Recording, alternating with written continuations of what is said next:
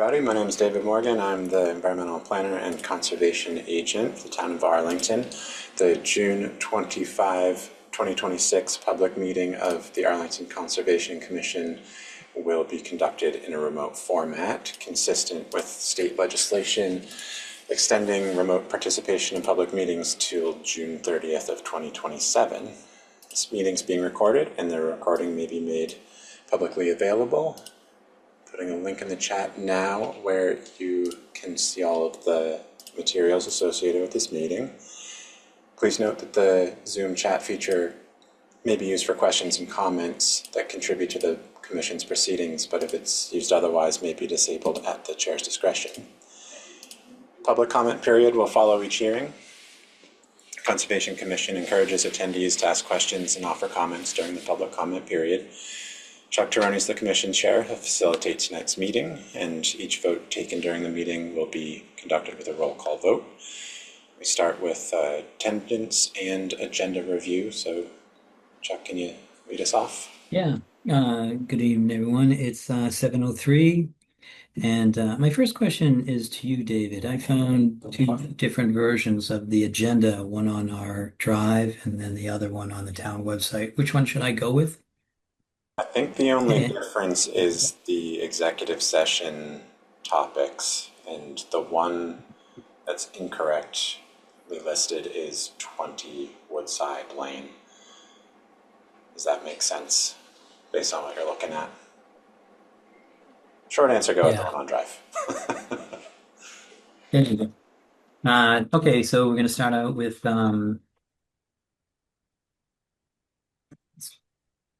administrative review of our minutes. I wasn't sure. I didn't see minutes. Is there any minutes tonight, David? No. Susan's saying no. So we have no minutes for tonight, June 4th. We'll have to wait till our next meeting. If you are looking for the correspondence, and we have received some, you should reach out to David Morgan. We also keep that on our webpage for correspondence. If you're having trouble getting that, you can reach out to David and he'll help you with that. With our liaison reports, and then we're going to follow up with that. It's administrative report by David Morgan, and our first hearing is a notice of intent for 26 Dudley. And at that point, we'll be going into executive session, and we will not be returning to open session after executive session. So with that, I'm going to take attendance. Mike Gildesgame. I'm present. Nathaniel Stevens. Present, and we probably will not be going to executive session unless David Morgan has spoken to town council, but we did. We heard so back, town council did guidance. Send us. I'm sorry? David, go ahead and answer, but I got something from town council too, so kind of a how to proceed thing. Yep, So, we're good to go. He provided some guidance. Okay, good. We may have an issue though, because the public agenda doesn't have the executives. I'm on the what's it called? Yeah, you're on the town page, and that's the what I town was one. bringing That's the executive session listed at all. What's going on with this thing? Yeah, sorry. Anyways, I'm here, the bearer of bad news, I guess. But okay, that's exactly what I was trying to bring up before. So I think we need to sort that out. But let's. Can I ask a question? If the executive session doesn't involve the public, does it matter if it's not listed on the agenda? Well, I think so. I think it's open meeting law. It does anyway. Open meeting law, yeah. Should be. Topic. Anyway, sorry. Why don't you continue with attendance? Maybe then we should come back to this. Thanks. Yeah. Okay. So we're going to take that as Nathaniel is here tonight, and then Susan Chapnick. Here. And David White. I'm here. David Kaplan.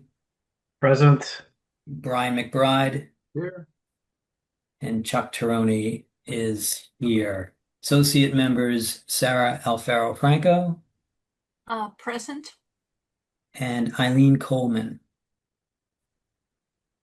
And I don't see Eileen on the screen, so she's not there. We're just going to continue. I'm sure there's work going on in the background about this executive session. Our first discussion item tonight is from the Water Bodies Working Group, and that's David White. Okay. Well, the water bodies have been tested and treated and are in decent shape altogether. The reservoir water tested harvesting has started. We had a hand harvesting on Saturday, mechanical harvesting this week. I went by yesterday. There's quite a pile of seeds on the spillway at the reservoir. So, David, how is that going, your perspective? They got off to a slow start because they had a flat coming north on Monday, so they missed a day of work. But I believe they got down to it by Tuesday, and it seems like, David, you noticed that they were focusing on the northern side, the Lexington Northern side, part yes. of the res. It was thickest. It was shallow water, but thick seeds.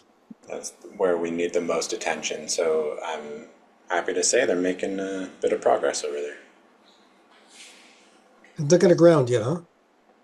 No, not that I've heard of. One time we had a harvester go ground up there, just to mention that as a risk. I also mentioned that various water bodies groups are doing what they can to assist with the fishing line issue. And maybe Susan has more to say about that. Sure. And I saw an email where you were saying that you thought that the Spy Pond group is very organized as they're managing the fishing line. Did I take that the correct way? Yeah, they're doing responsible things there. They're making effort to take care of things. It might not be perfect, but they're making effort to manage it. Okay. Chuck, I'd like to And you- talk more about that when we get to my section. So, Yes. okay. Yeah, we're not cutting out of your section just because we asked a couple of questions. No, well, let Susan, Susan but say her say. yeah, we're all interested in the Water Bodies Working Group, specifically if they had a second meeting. But the So, water bodies work group is engaged with the issue. Okay. Any other updates there, David White? That's pretty much it, I think. All right. Chuck, could I ask a quick question? Sure thing. Yeah, so David, I go into Arlene's Great Meadows a lot, and by the Monroe Brook, I believe it's called, that flows through there into the res. Monroe Brook comes to the res and actually bypasses Great Meadows. It flows north of Great Meadows. Okay. Well, I wonder what the name of the brook is that goes along the Christian Academy then through the Great Meadows on the. I think that's Monroe Brook. Okay, it is, huh?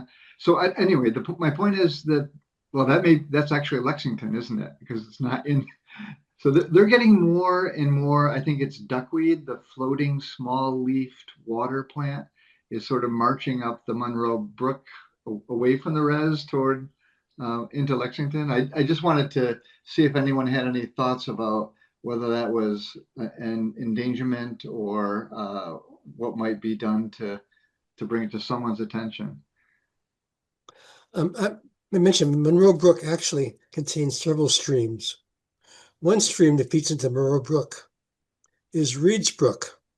Hmm. It crosses Lowell Street and joins Monroe Brook down by the LCA.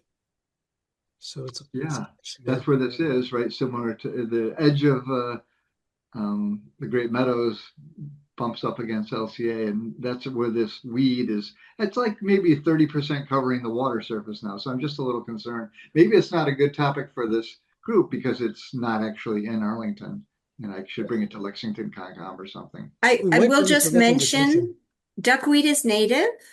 The duckweed we usually see in North America is native. Mhm. The problem is in slow moving waters and ponds that don't have a lot of in and out. It tends to form dense mats, and if they don't have enough fish and ducks to eat it, then it becomes a nuisance. So it's kind of like I equate it to poison ivy. So poison ivy is a native, not an invasive, quite as but bad it's a as poison ivy. nuisance and it can spread.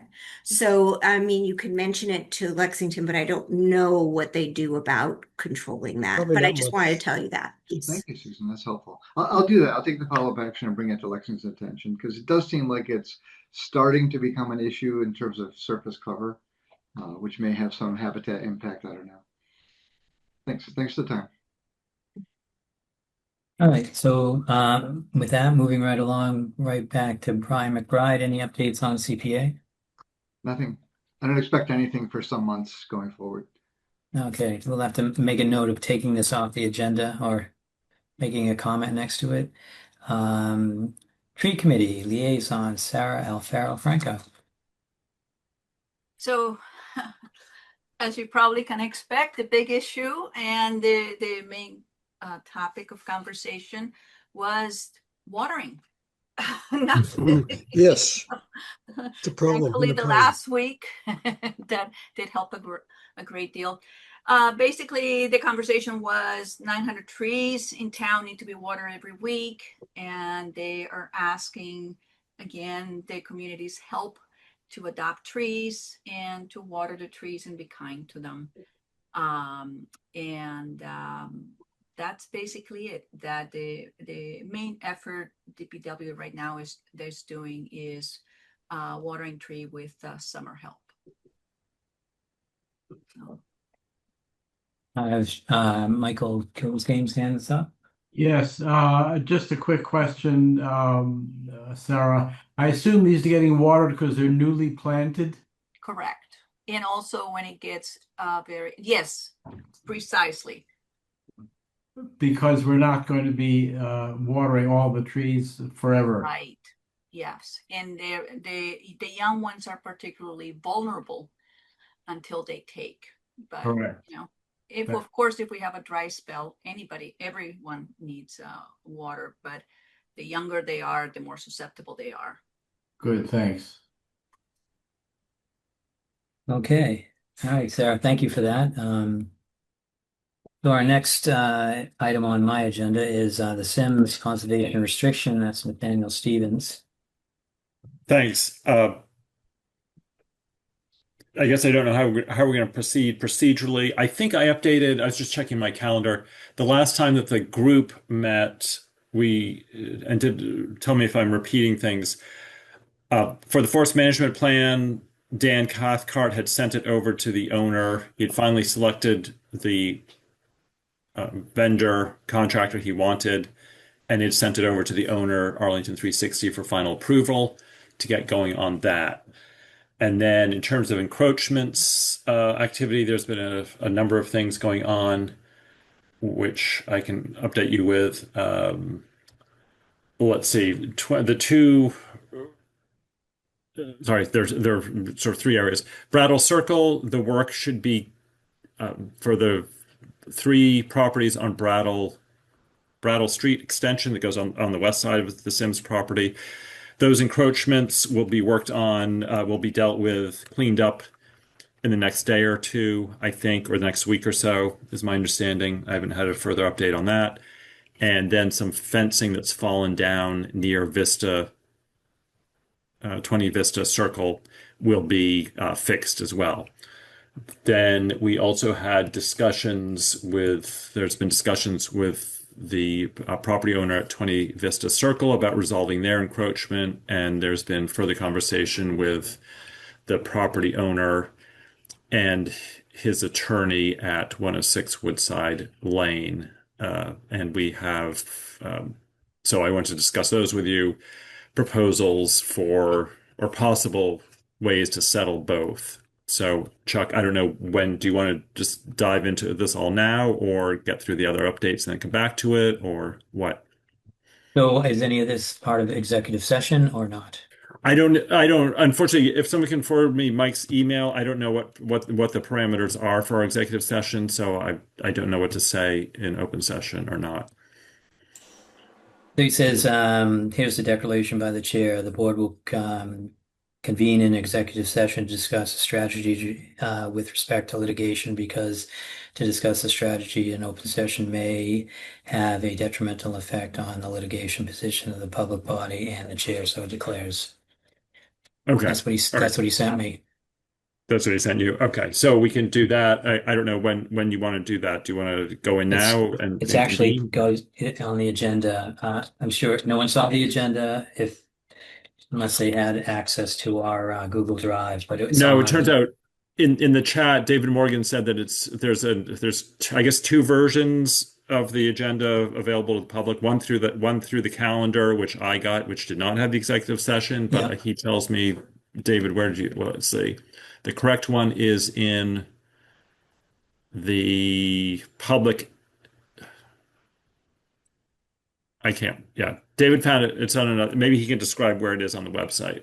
Sure, but your question Yeah. was, when does it come up? That's the Yeah. last thing that we're doing tonight, and we're Okay. letting people know that we're not coming back into an open session. So it'll be Okay. last on our agenda. Okay. Then I will not say anything further at this point. Okay, and the right agenda.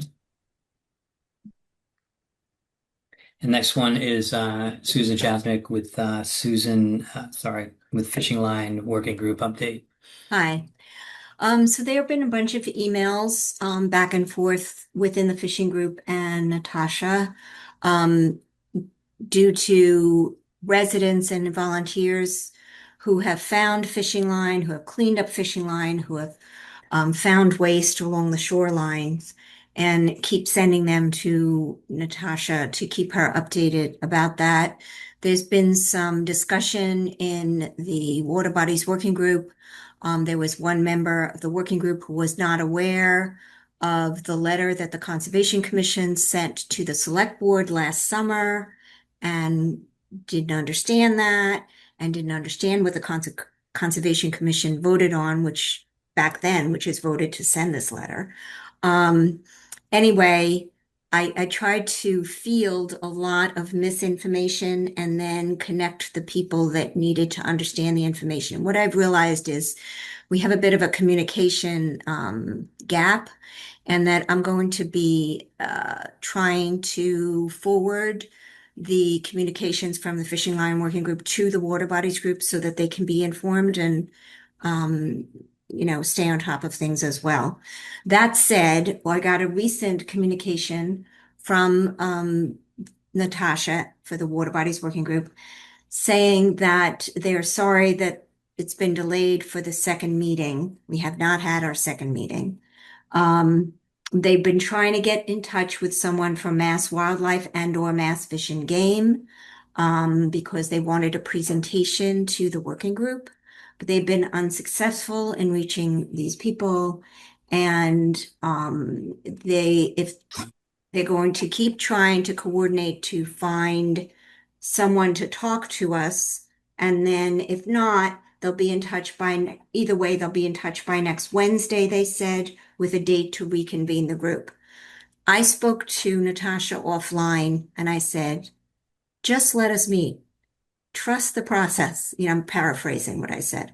I said, we have a lot of talent on the Fishing Line Working Group, and we have networks of people we could contact and get in.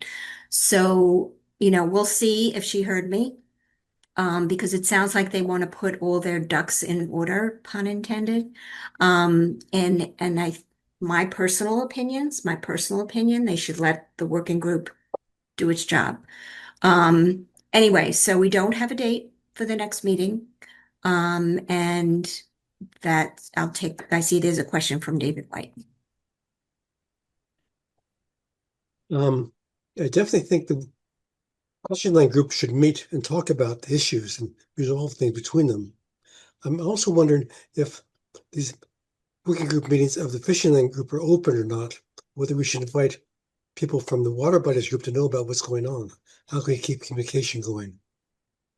Well, that's a good question. I don't know if they're open. I would assume they are because their Zoom meetings and notes are being taken. It is a working group.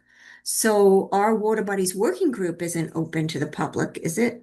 No. No. So Well, we I'm not just invite sure if people it's to- open to the public or not. They Yeah. sometimes invite people. Right. I mean, it's a good idea. I think there needs to be some more I mean, I tried to cross, get people from Water Buddies group to join the fishing line group, but nobody's had any interest. right. Let me reach, do you want to reach out, David, as the head of the Water Bodies Working Group, or would you rather, and copy me, or would you rather I do that? Why don't you reach out and say that Water Buddies group like to be some sort of liaison? Okay, sounds good. I think that's a great idea. Would we need to be concerned about the number of commissioners, though, if we all attend that fishing line meeting, or as long as we're not discussing conservation business, we're okay? Right, and Can't meet it together. it No. would be me, so I'm on it, but nobody else from the Conservation Commission is on the Fishing Line Working Group. So if there's a water bodies working person that wants to be on it, a liaison, and is Yeah. also a commissioner, then there would just be two of us. But it might be somebody else. So for example, Carol, who was it who sent me a lot of emails? Carol? Not Carol. Who's on your working group that had a lot of? Is it Carolyn? Carolyn. White. Carolyn. Carolyn So White. Carolyn sent a White. lot of Carolyn White. emails with concerns. She'd And be a she good wasn't in the liaison. loop. So maybe she would be, I don't know if she would volunteer or not, because I know she's on FinCom too. But anyway, it may not, I hear what you're saying, David, and it's something to think about, but I think at most, if somebody volunteered, it would just be two then. Yes. Yeah, Chuck is not on the fishing line working group. Yeah. So I will keep you posted. See where this goes, but I don't have any further information. Yeah, it's hard to resolve any issues if you're not meeting. So, moving I will on. say, oh, wait, sorry. One more thing. Because we talked about Spy Pond being okay. So there was a miscommunication there. What Brad Barber meant by our volunteers are taking care of fishing line is they're taking care of it in the water from boats. That's what his volunteers do. They are not taking care of the shoreline issues and some of the line that's caught in trees, a lot of the line that's caught in trees. And that's being taken care of primarily right now by Laura Kiesel and her group, Save Arlington Wildlife. And so I just want to say I put the two of them together, so they are talking now. Yes. Yes, they should So talk. that's a good thing because they didn't know what each other was doing. And that's I part tried of to this whole connect them, but problem. You have little volunteers here and there doing different things and it's not coordinated. So we're trying to get on top of that. I will say that Laura Kiesel sends emails twice a week because she goes out to the water bodies, Reservoir, Hills Pond, Spy, and she finds tons and tons of line and lures and hooks and all types of things. So we have pictures of that. I have a history of it. I keep all the emails. So that's where we are. It's still a severe issue. Okay. I'm done now. okay. But the various water buddies groups are doing with some things. It's not like they're neglecting it. All right, so we're going to move on to administrative report from David Morgan. I don't think that there is much more to report than has already been discussed. More or less summarize the contents of my inbox. Okay, great. Then without a problem, we are going to move on to our first hearing. And that's DEP file number 19375, Notice of Intent for Dudley Street. This is a continuation from May 21st, 2026. The Conservation Commission holds a public meeting to consider notice of intent to demolish a detached structure, construct two additions to commercial structures, and to repave the parking lot at 26 Dudley Street. Areas proposed for alteration include the outer riverfront area associated with Mill Brook. Conservation, that's wrong. So that's all there is to it. The outer riverfront area associated with Millbrook.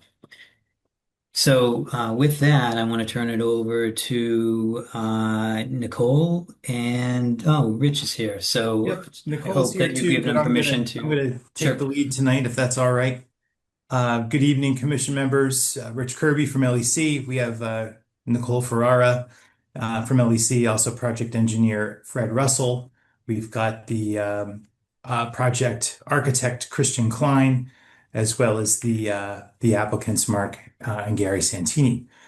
So at the last hearing, we presented a revised plan and overviewed some of the deficiencies, and I think we've covered all of them with this latest round.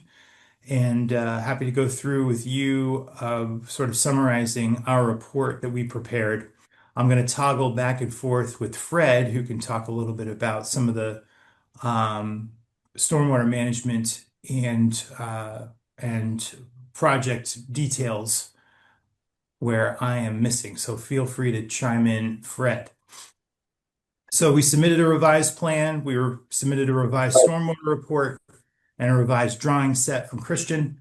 And we believe that we've addressed all the commission's comments along with DEP comments, and those are all outlined in this letter. So first we start with conservation comments. NOAA Atlas 14++. Though that precipitation data was incorporated into the stormwater design, it's referenced on the plans, so I think it's pretty clear that we have done that. With regard to the estimated seasonal high groundwater in the test pit, the test pits that were dug, there were no indication of estimated seasonal high groundwater observed within the test pit, and that's indicated on the plan.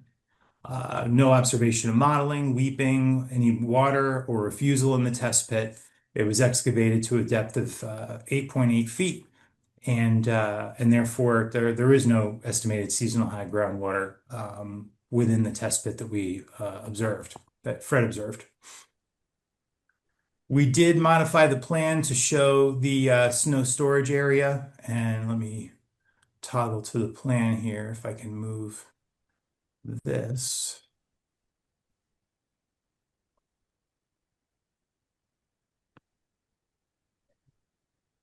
There we go. So I'm going to zoom in. This is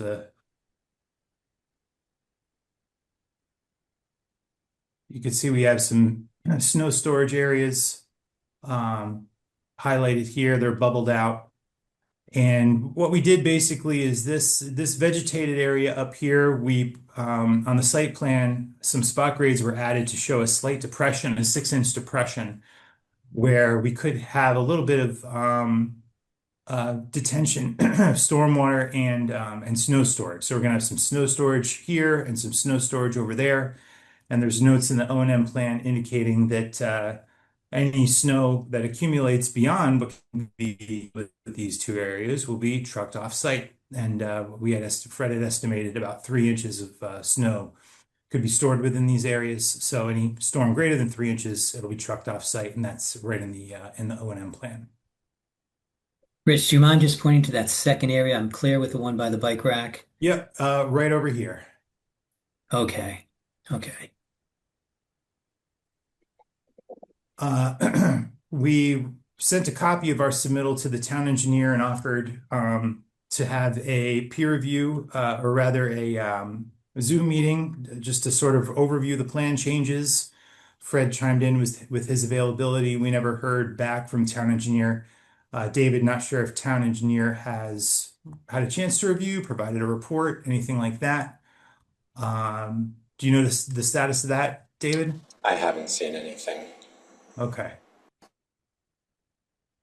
Can we provide more green space and or rain gardens? So we talked a little bit about this in our submittal. We are decreasing impervious area. And in the notice of intent plan iteration, we had a 35 square foot decrease. We've increased that to 400s. Now we have a 400 square foot decrease. There is very little room on this property to provide significant open space, but we were able to make a couple of concessions. We're now collecting roughly 2/3 of the parking lot and putting that into an infiltration system. There's a catch basin that directs the stormwater runoff to the infiltration system, which has been increased in size to accommodate this additional runoff. We have the 392 square foot mitigation area south and east of the dumpster, which is sort of the triangular tip toward the south. And we're proposing some native shrubs and seed mixtures within that area. And then, of course, we have the land that's adjacent to the structure, which we are sort of insetting a little bit more than we had previously. And that area also will be seeded and allowed to go fallow. We have landscape beds along the, and I'll sort of show you on the plan here, if you don't.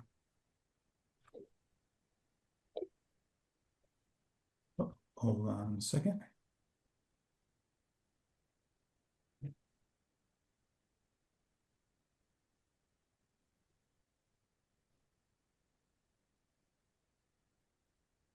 Sorry, there we go.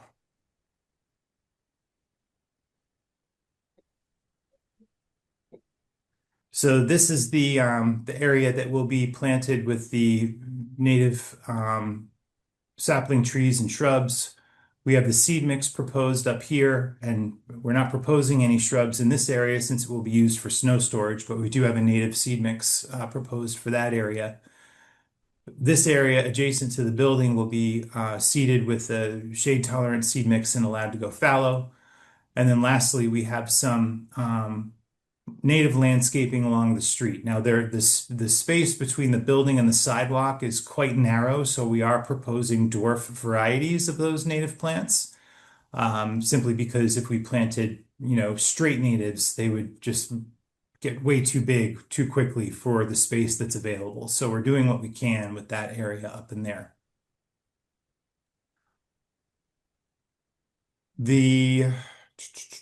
Oh yes, we're also proposing now a mitigation area, along the brook.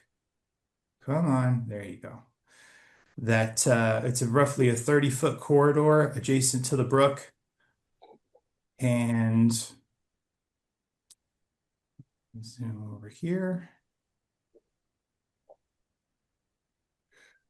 So it measures roughly 3,200 square feet, and that's a 2-to-1 ratio of the increase in the structure that we're proposing in order to meet the 1058.5G.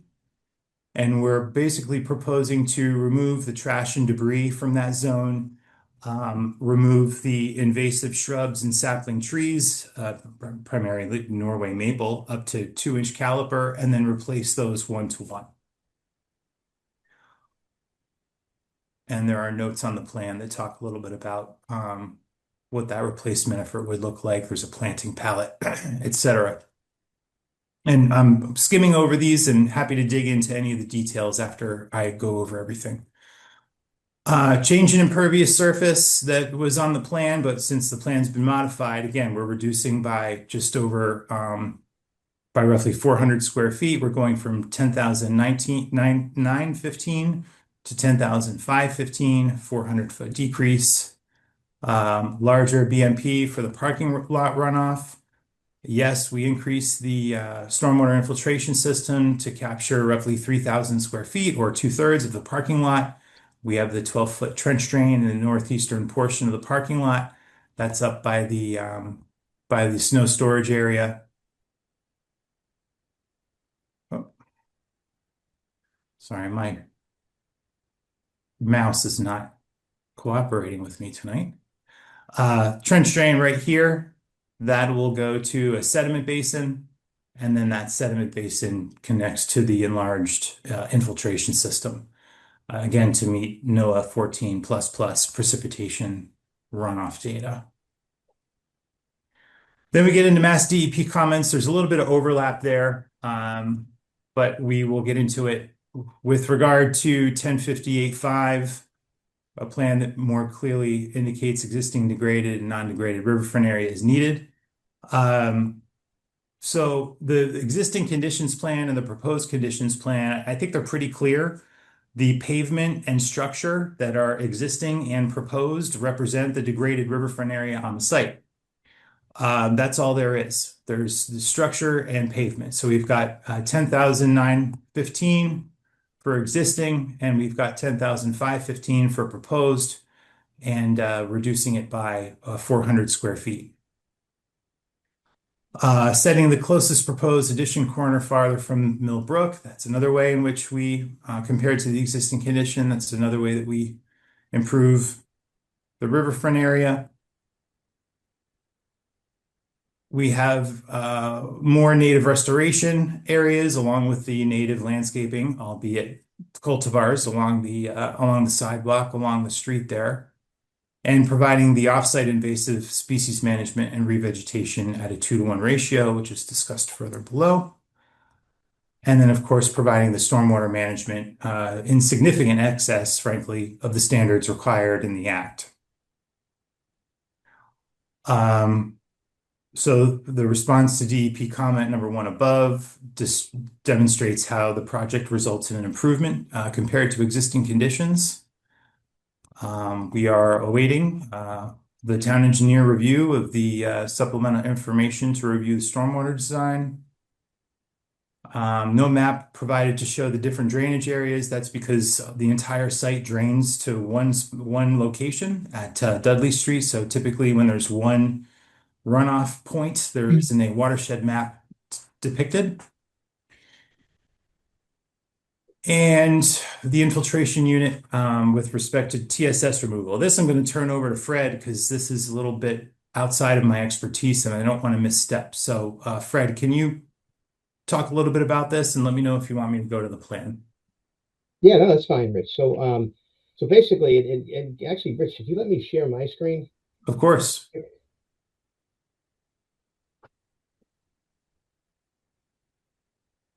Okay.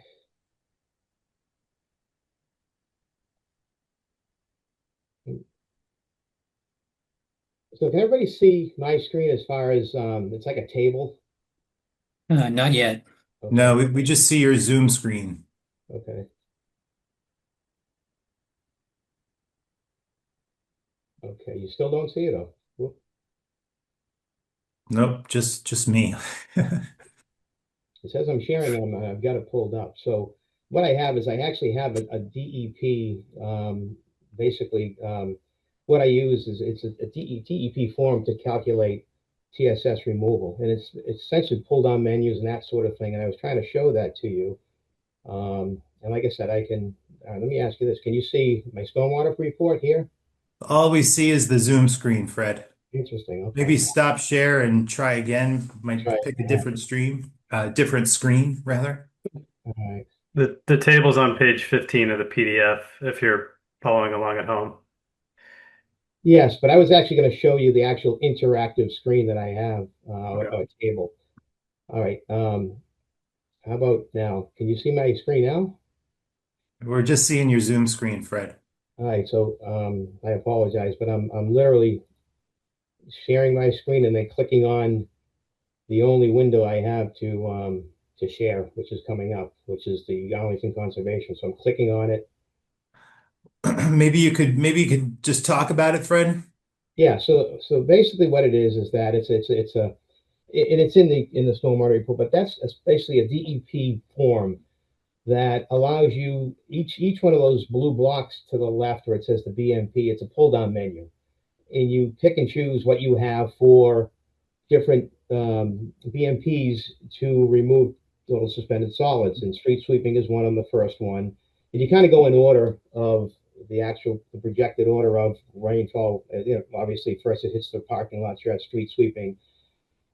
And then the hooded catch basin, in DEP, actually, the table fills in you can't alter these TSS removal rates. It's part of the table. You just pick the BMP and it automatically populates. So you can see on our plan, I included street sweeping, the deep sump hooded catch basin, and the infiltration basin. And it's basically totaling a TSS removal of 87%.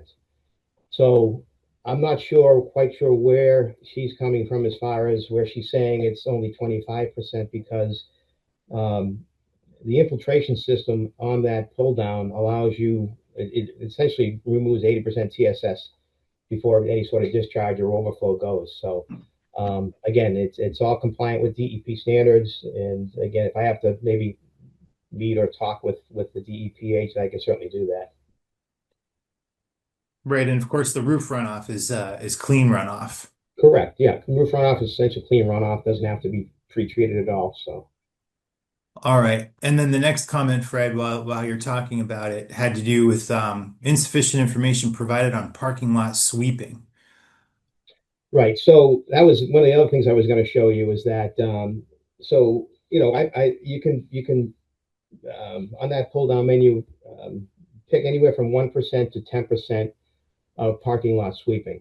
And I chose 10%, and essentially by doing that, the only thing that you would have to do different is to sweep the parking lot with a vacuum sweeper at least twice a year.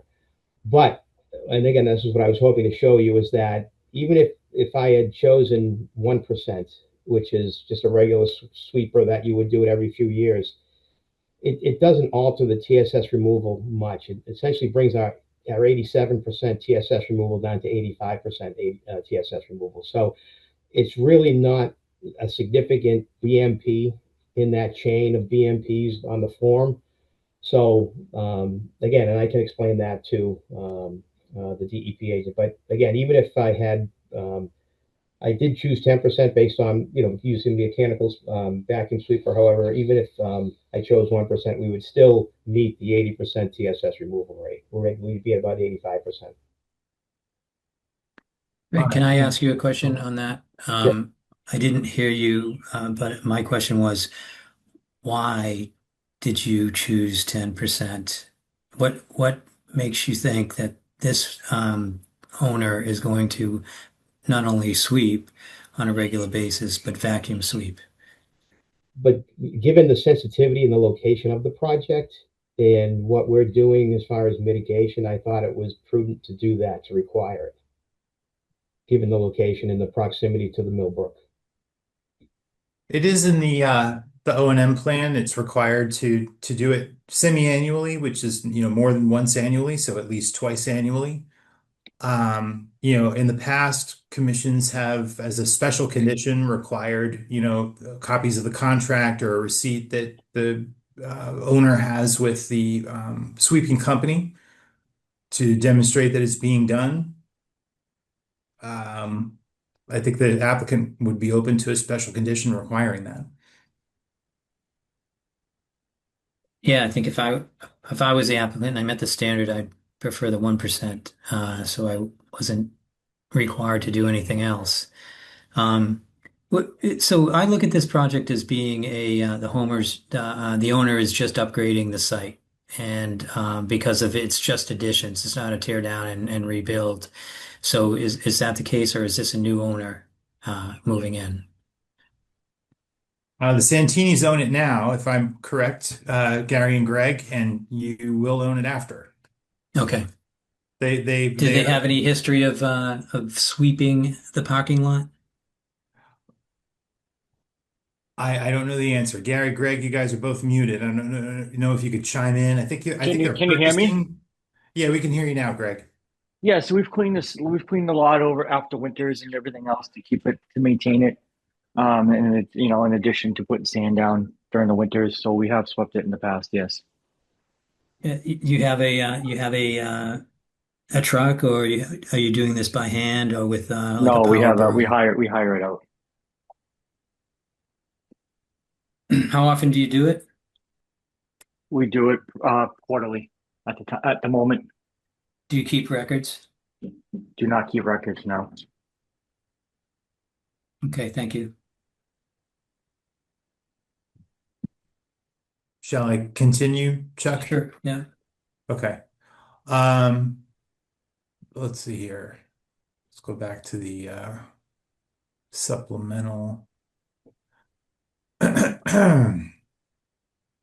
Again, so with respect to the mitigation, wait a minute. I am past that. We talked about that.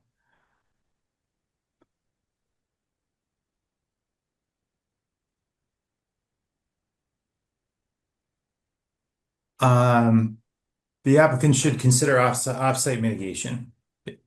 So we did that.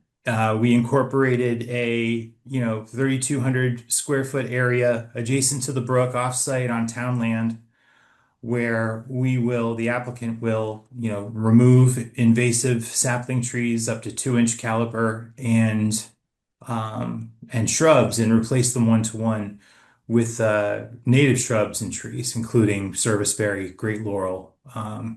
Oh, sorry, that's the wrong list. This is what we're planting in the mitigation area south of the dumpster.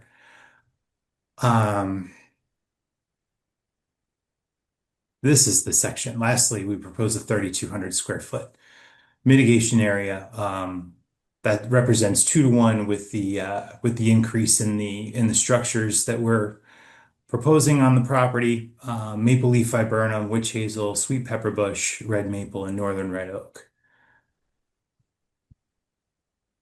And of course, sapling trees would be a minimum of 4 to 6 feet tall, shrubs a minimum of 2 to 3 feet tall. This is all depicted on the drawing set. So that is our response to the commission's and DEP's comments. Again, we submitted this in hopes that the town engineer would have an opportunity to review, but happy to explain anything further and get into the weeds, if you will, with anything that's been submitted.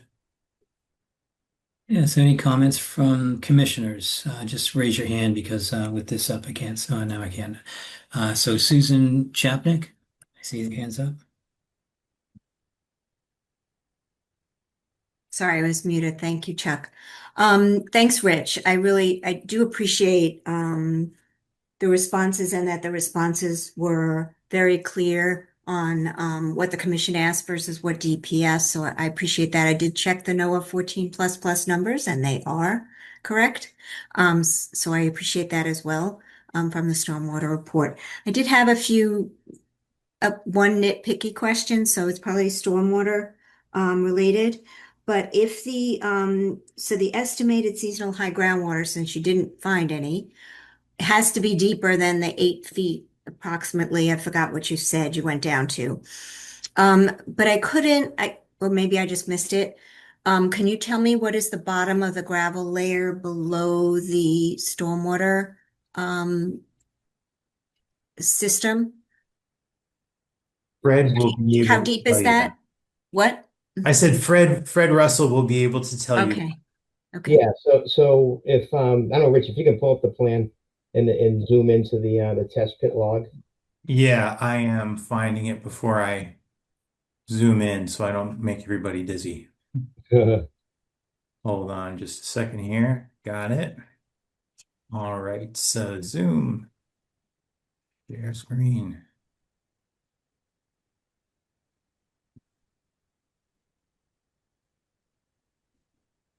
All right, here's the test pit log. Okay, I'll so zoom in a little bit test more. pit log, if you kind of, yeah, there you go. So I dug down to elevation 63.4. Okay. So I assumed, worst case scenario, if I dug to 63.3, I was going to hit water. So what I did is I held the bottom of the infiltration system 2 feet above that bottom elevation of the test pit. So it's 2 feet between the bottom of the test pit and the bottom of the infiltration system will be that really nice granular sand that I encountered, which was really like a really coarse sand. So you can see on the cross section of my infiltration system, where the bottom of the test pit's at 63.4 and the bottom elevation of the infiltration system is 65.4. Okay. So that's only, well, I have to convert to feet, but that That's doesn't, 2 feet. yeah, that's 2 feet. So does this infiltration system, so that sand, that hatched stuff that's below, that's sand or gravel, or what is that? That's just, again, it's just for undisturbed earth, if you will. Okay, so it's not where water infiltrates. The water doesn't get down there. Well, eventually it does. It's going to go through the stone. So basically, you've got 6 inches of stone, and then your chamber, and then 6 inches of stone. So you've got about a depth of about 3.5 feet Okay, so the 6 inches of stone, the bottom of the 6 inches of stone is elevation 65.4? Correct. Okay, so that wasn't clear to me where that line was. So that's Okay. fine then. So you have the 2 feet. Thank you for explaining that. Yeah, I think Yeah. so. What I heard was that at the very bottom it says elevation 63.4, and that's the bottom of the test pit. 63.3 would have been groundwater at that time of year. And so we're clearly at least 2 feet above that for the bottom of the elevation of the infiltration chamber. I think Correct. that's what I'm seeing Yeah. here on this chart. Thank you, because I just didn't know where the gravel was. But you had a question about the time of year, and that's where, Right. and So- that had to do with the modeling. And I think Rich mentioned that Mhm. in his opening statements. So I don't know if Rich, if you wanted to go over that again. Who witnessed this test pit? Was it Fred or was it Rich? I did. I witnessed it. Yeah, the stormwater design is all Fred. We really Right. don't have anything to do with that because that requires the expertise of a civil engineer. Right. So So it's yeah. So you met the modeling higher up, and you dug down. Were you surprised that you didn't see modeling below? Oh, I think there was like a note that said no modeling or something like that. It said yeah, something about modeling. Let's go it's back what to it. Yeah, no model. no model. So No I didn't comment.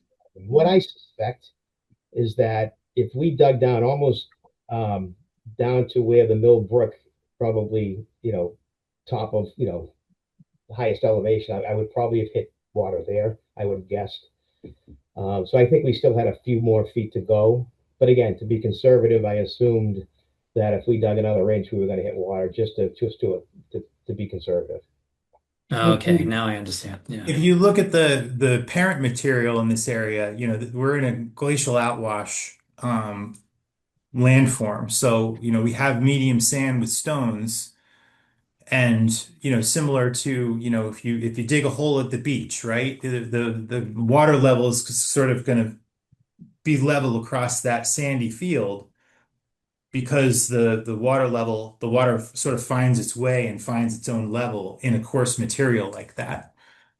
So you would expect to find groundwater closer to the elevation of Mill Brook as opposed to, a glacial drumlin or something with much tighter soils. That groundwater elevation is going to tend to follow the grade upslope because the water does not infiltrate into that fine material. It sort of follows the slope down on top of that fine material.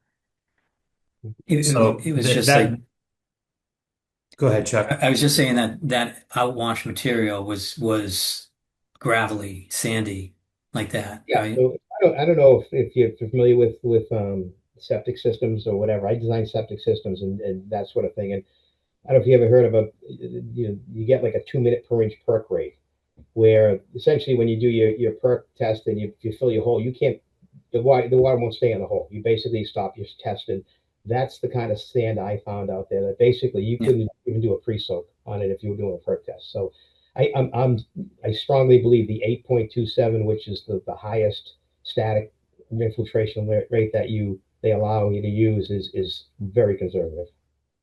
All right. Thank you. That was helpful. That was helpful to me too. I have one more question, Chuck, if Sure. okay. And so the answers that you gave for the DEP questions, were those responses submitted to DEP? Yes. And I I'm will, assuming you didn't get a response, or did you?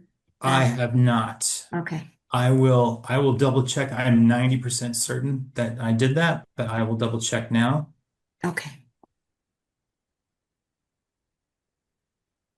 Um, And while you're checking that, I'd just Yeah. like to make a request to David Morgan that you check back with town engineer, make sure they got the request to review this, because I know that they're very busy too, and you meet with them regularly. I'll write him a note right now. Thank you. They were So definitely copied on the submittal. Who was copied? I'm sorry. That Jackie was. I'm looking for it now. Here it is. On the submittal to DEP? Oh, on the submittal of the here's Nicole sent it. On the submittal with the supplemental information. Hold on, just give me a minute. Sure. I got a lot of emails to No go. problem. Yeah. No problem. Take a minute. Those are all my questions, though, if you want to go on to David We're after. just while he's gonna looking. not pile on while Rich is looking. So we'll Okay. just All right. Sounds good. it shouldn't take that long. Sure. Unless someone has an engineering Nicole, are question. you looking as well? David Kaplan, is Yes, your I'm question also looking. engineering question for Fred? Just wondering because Rich is doing something. No, it's I guess it's engineering related. I was just looking at the grading of the site, and so you're saying now with that trench drain and the location, I guess on the, I want to make sure I'm oriented right, sort of on the northeast portion, that the 2/3 of the parking lot that's running towards that trench drain is going to be sort of that southwesterly portion of the driveway as it makes its way to the street. Is that correct? Because I don't necessarily see a high point, and I'm just want to make sure that the site's going to be graded in a way that the water is definitely going to be running and meeting that trench drain and Yeah. not just bypassing it and actually function as intended. Yes, if I can just explain that a little better. If you have the site plan pulled up. So if you see the 70 contour that is just east of the infiltration system. So basically water runs perpendicular to the contours. So it's almost as if you drew a line perpendicular to the end of that 70 contour that meets the building, that's sort of the cutoff. If you almost where it says slope equals 0.028, Mm-hmm. from that point over to the trench, if you drew an angle from the corner of the building there, and then that parking lot area, as you say, to the southwest, that would be going to the trench drain, and then more or less the driveway area would be then flowing off to the site, which is about 1,600. So we're looking to capture about 3,000 square feet of parking, and about 1,600 square feet of parking would then just run off to the road, to the street. Okay, and is that the existing grading, or is that going to be sort of the proposed grading after? I mean, are you excavating and repaving in that area, or is it just existing pavement that may be touched up or milled and repaved? Yeah, there will be some minor modifications, yes. Just because in order to have that trench drain, high enough so that I can actually connect it by gravity back to the infiltration system, we are raising the grade slightly. If I would say probably about a foot along where that trench drain is. I think it's elevation 68 now, and we're at elevation 69. So there is some slight raising of the grade, but very minor. Okay, and remind me again, I'm pretty sure there is that retaining wall, is that going to have a lip and act as a curb that channels the water running in the northeasterly direction along That's the Yes, that's the intent. Correct. Yep. okay. Okay, and after our conversation about street sweeping, I'm just not sure where we ended up landing. Is the owner going to request vacuum sweeping, or are you going to just have mechanical sweeping and update the TSS table? Um, yeah, I guess I can do either one. We can either require vacuum sweeping, or I can lower the standard. Again, we will still meet the TSS removal, and then we can just do the regular mechanical sweeping if the Santini's desire to do that. Yeah, I mean, I guess just I don't have a preference either way. With 2/3 now being infiltrated, there's going to be a lot of fines that are um, being taken care of in that stormwater management system. So I'm not sure about the marginal benefit of the vacuum sweeping. I also noticed that although you said it in the comments, it wasn't included or spelled out in the O&M that vacuum sweeping would happen, and it's just said sweeping would happen biannually. Mhm. So if that's not the intent, then I would just, I'm fine with your just updating the TSS table Okay, on that route. good. Thank you. That's all the comments I have for now. Thank you. Any other comments from commissioners? Look, I had a couple of short Yeah, questions. yeah, sure, Brian. So, first of all, love the mitigation zone along the Millbrook. That's fabulous. I guess there'll be some communication at some point, maybe with David, about the care needed, removing plants, trees along the brook, and carefully working with the soil and so forth. It's probably obvious. Um, Other question is the snow storage area is also sort of dual purposing with a water storage area. And just one in a plant, understanding that it's planted with some native grasses and so forth.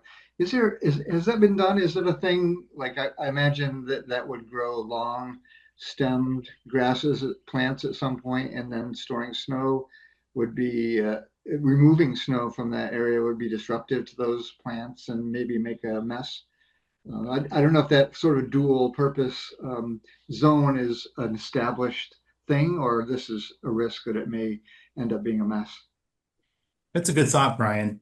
I think the intent is once the snow once that area, that snow storage area fills up and can no longer be used, then that snow would just be left there and allowed to melt in the spring. And any additional snow would be trucked off site. So I don't think they're going to have a machine in there, digging up the snow, or certainly doing it to the extent where you're going to damage the root systems of the grasses that are typically growing there.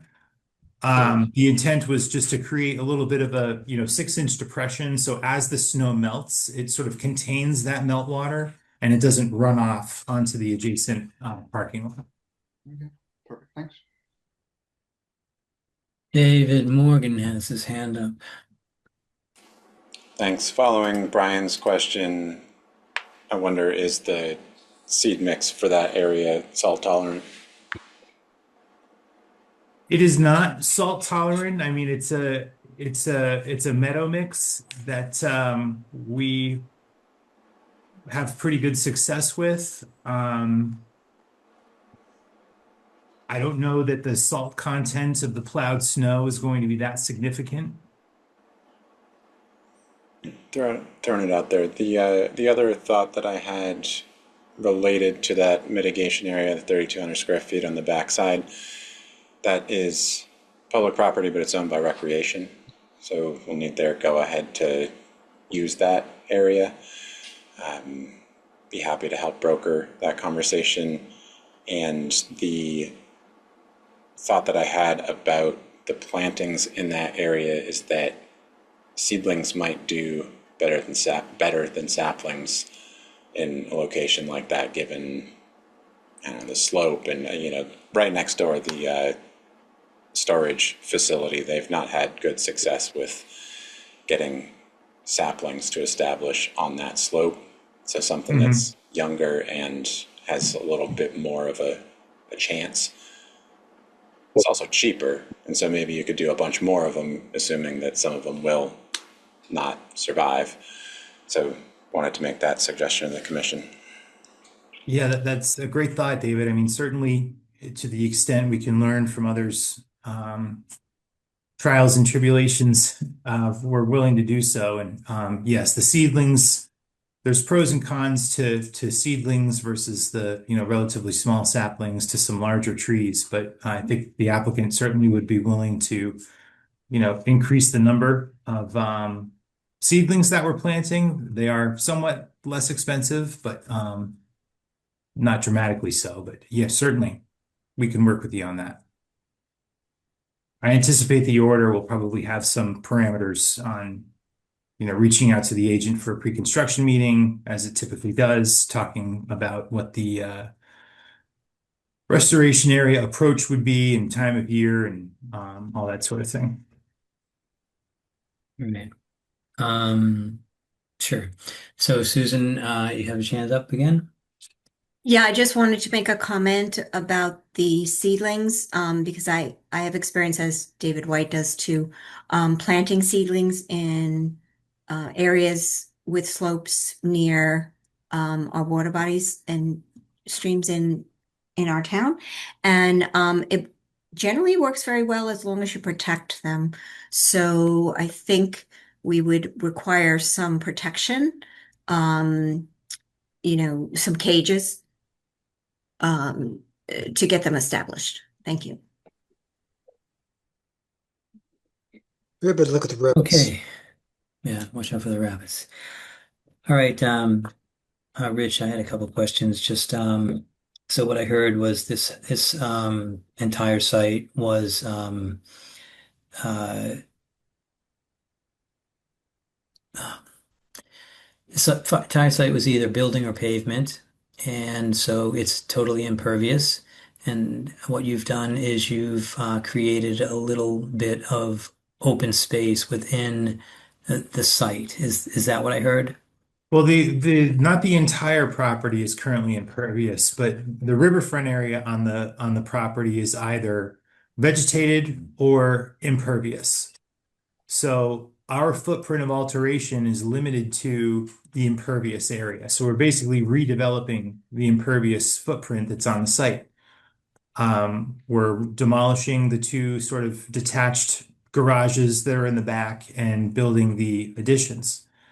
We are And you, increasing the square footage of structure on the property, but we're also decreasing the square footage of Mhm. pavement on the property. And, All and in, we're decreasing the impervious area by 400 square feet. So we are improving, there's an intrinsic improvement to the riverfront area functions and values by that fact alone.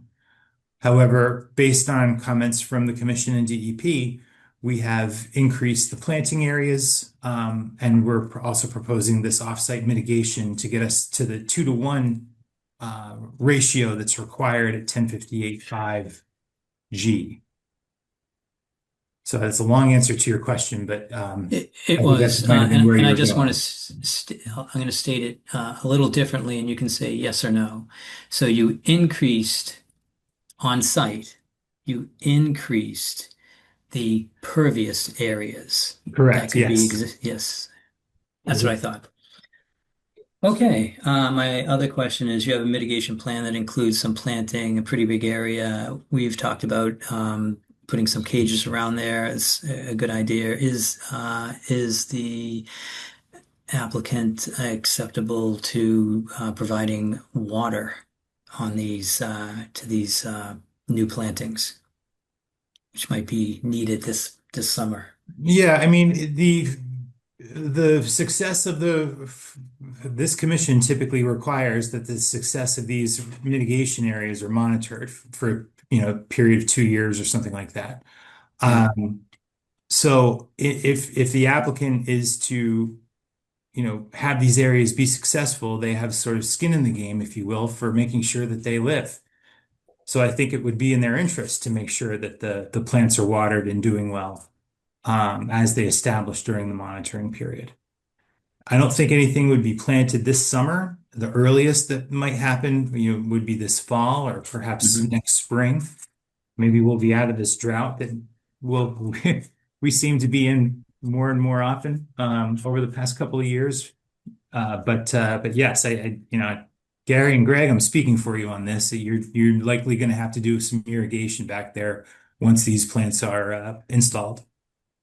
Yes, and once we get permission, and you would update the plant list if you were going to go to seedlings, if there were more, or you ended up getting a different variety. Would Yeah, that be expected or is that needed? we could certainly update the plant list for the commission before installation. I mean, typically what we do is when it comes time to plant, or several months before, we'll reach out to the nurseries that, have these native plants in stock and say, hey, we have this project. Here are the quantities we need. Here are the species we need. What do you have for quantities and sizes and all sorts of things like that? So we try and get the order ready to go. So we're not calling the nursery, the week before we're ready to plant. We've called them a couple months before, and they have everything all ready to go for us. So, but yes, we could Yeah. certainly involve David or point person on the commission with that, and keep you posted. Sure. We just need a record of what goes in the ground so we can count at the Oh end yeah, of 3 years. yeah. We'll have the receipts for Okay. the commission's review. Sure. And looking at the screen, I don't see anyone here, so I'm going to go quickly to anyone attending tonight's meeting. If they have something to say about 26 Dudley, if they raise their hand, I know that it's pretty much packed with applicants and their team, but just making sure, raise their hand, and seeing none, back to the commission. Any final comments or motions?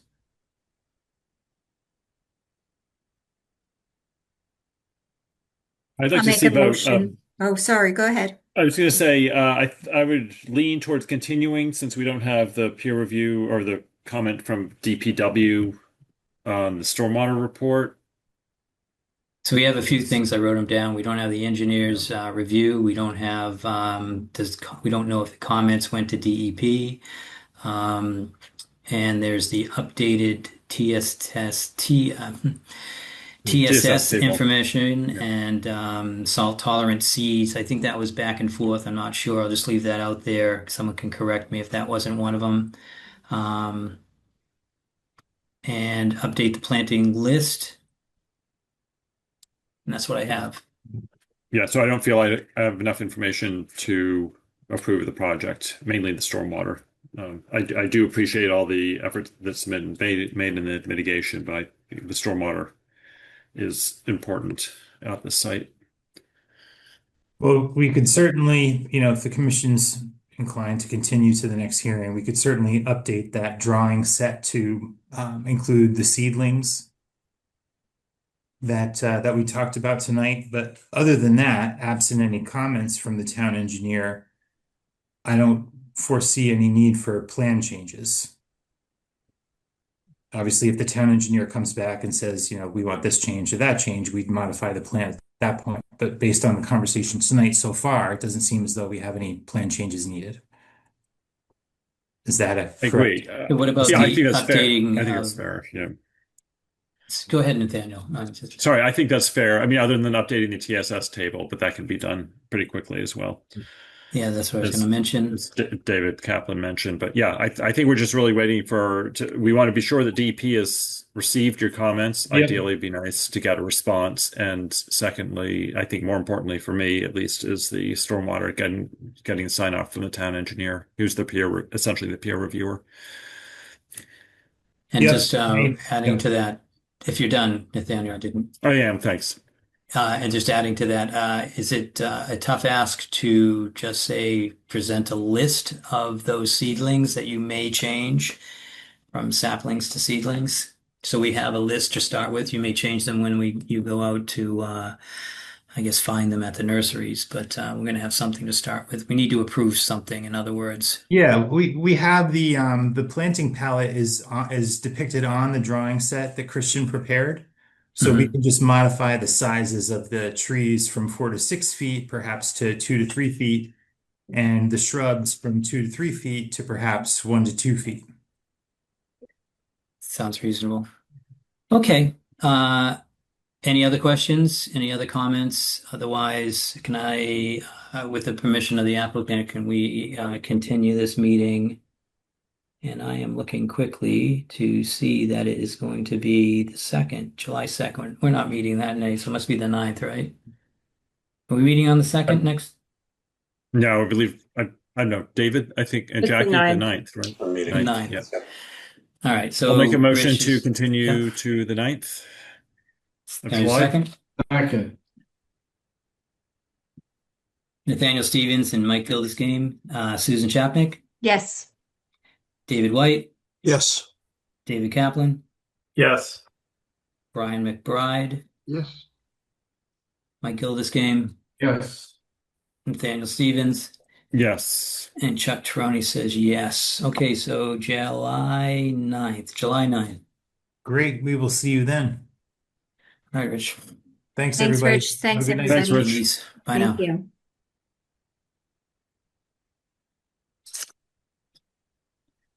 All right, so this is the point where we're going to go into executive session, but I just want to hear it from David that he has checked into this and we are compliant with the open meeting law. The first Chuck, thing do we need we'll- to continue another hearing? Don't I see 91 I don't Sunnyside? see it on the agenda. No, I don't see it. So if there is, correct me, There's David an Morgan. agenda. My agenda has it. I have I two see that agendas. agenda. Battling agendas. Oh, 91 no, I'm Sunnyside. sorry.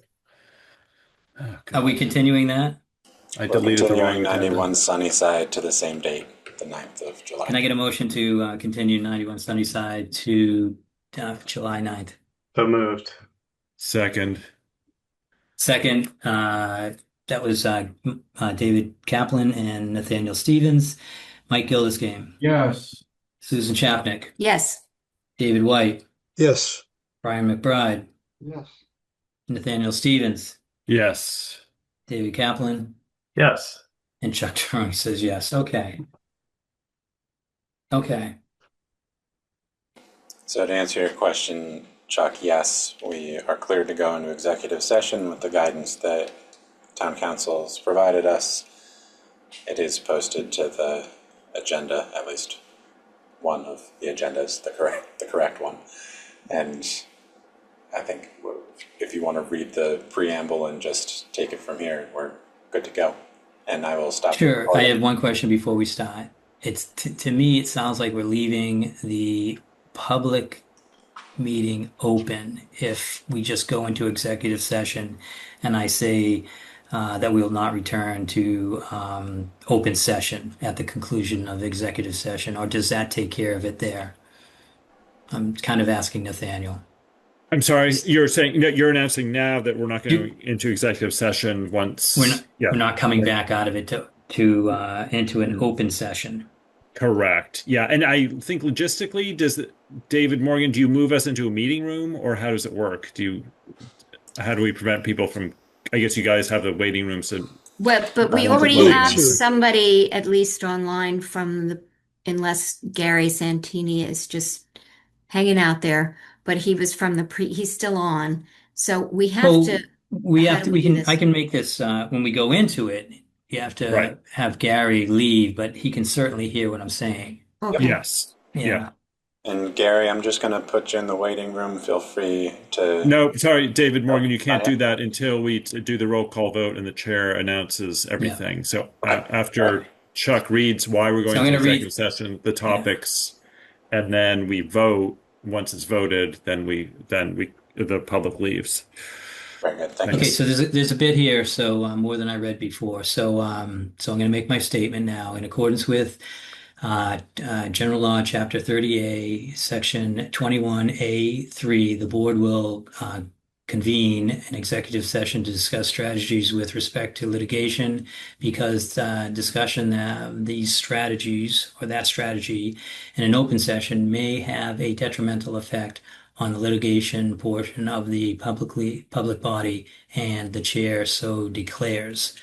And then with that, I am going to also say that the chair declares that the board will not return to open session at the conclusion of the executive session. And at this point, I will entertain a Sorry, motion. Chuck, sorry, just one thing. You need to just say again what the topic, just generally discuss strategy for encroachment on the conservation land at 106 Woodside Lane and at 20 Vista Circle. Sure. Can I just say, As I said, yes. as Nathaniel said? Okay. At this point, I will entertain a motion to enter the executive session. And can I get a motion to enter executive session? And this will be by roll call. So a motion and a second, please. So moved. Second. Nathaniel Stevens Second. and Susan Chapnick. Mike Gildersgame, Yes. David White, Yes. David Kaplan, Yes. Brian McBride, Yes.